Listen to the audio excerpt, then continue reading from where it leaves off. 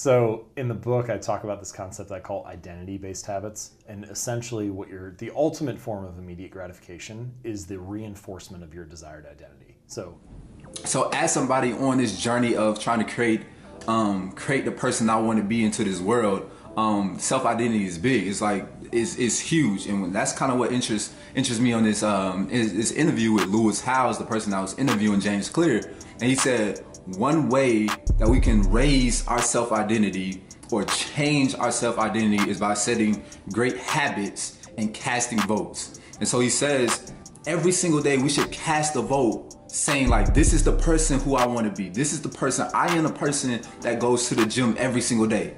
I'm a fitness person. Or you can cast a vote saying, I'm a clean person. So every single day casting a vote may look like you cleaning your room every single day. You cleaning the bathroom, you making sure everything's tidy. You keeping like the dishes out the sink. You cleaning your closet, like making sure everything is neat and organized. That way every single day you can cast that vote and say, listen, this is who I am. And a lot of people, and he actually says this in an interview, a lot of people are delusional and say, they want to say, like, fake it until you make it. Like sometimes people will say stuff like, fake it till you make it. But fake it till you make it is asking yourself to believe something without evidence for it. And you can do that for a little while. You could do it for a day or a week. But eventually, I mean, there's a word for beliefs that don't have evidence behind them. It's delusion, right? Mm-hmm. And if you're deluding yourself, then eventually you give up on that. But the power of doing a better habit each day or casting a little vote for that type of person is that now you have evidence to root your belief in. Yeah, because so now I've done it for 6 months, yeah. Right? Like, I mean, and as you can see, based off what he said, faking it until you make it doesn't work. And I always wondered, like, is that something like, some people don't say fake it, like the new thing is faith it until you make it instead of fake it till you make it. And I always wondered, does that actually work? And when he answered that for me, I was like, that makes sense, because I always wanted to. And I didn't want to put this out there like I was this person, now I'm not. But I was telling myself, listen, I'm a person that do X, Y, and Z, and it never felt real inside. And like he said, it's basically because you don't have any evidence that you're that person, and it made so much sense. And now I can see, like, listen, if I want to be, like I said before, if I want to be somebody that goes to if I want to see myself as a person that's in shape, that takes his health and fitness seriously, I have to have evidence of it. I have to say, listen, I go to the gym 5 days a week. Like, if I want to say, listen, I want to become an entrepreneur, I have to have proof. Like, listen, like, this is really what I want to do. If I say, listen, I really want to be a content creator on this platform of YouTube or any social media, I want to be a content creator, I have to have evidence saying, listen, this is what I do. I have to have that inventory saying, this is what I do. That's why I have that confidence.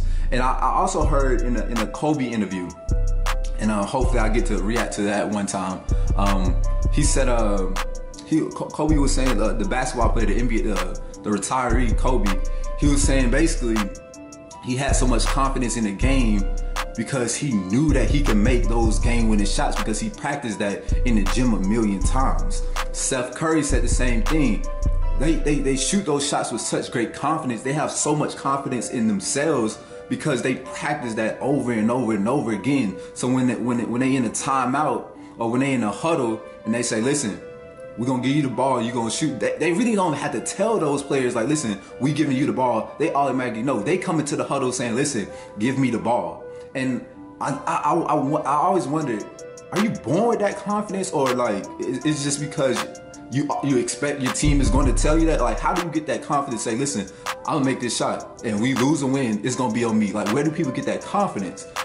And he finally answered that it's because they put in the repetitions over and over and over again. So they're not just saying, I believe in myself just so they can say it, or just because they're the best player on their team, or is in the entrepreneur sense, they're not just saying, listen, this business is going to work just because I say so.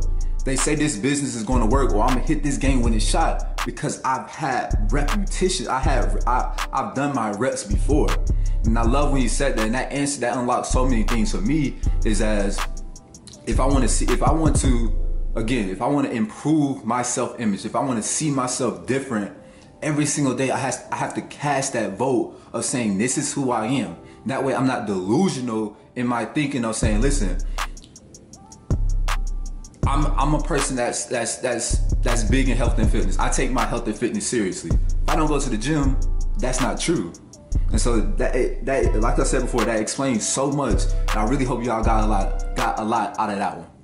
So I hope y'all got as much from that as I did watching that interview. It's only a little clip. The next segment of the interview, he talks about how to create a level of expertise in any industry. So I'm gonna be talking about that in my next video. So if I'll put it somewhere here. If you're done watching that and you want to see more of this interview and what I took from that part of the interview of how to create a level of expertise in any industry, watch this next video and I'll cover that too.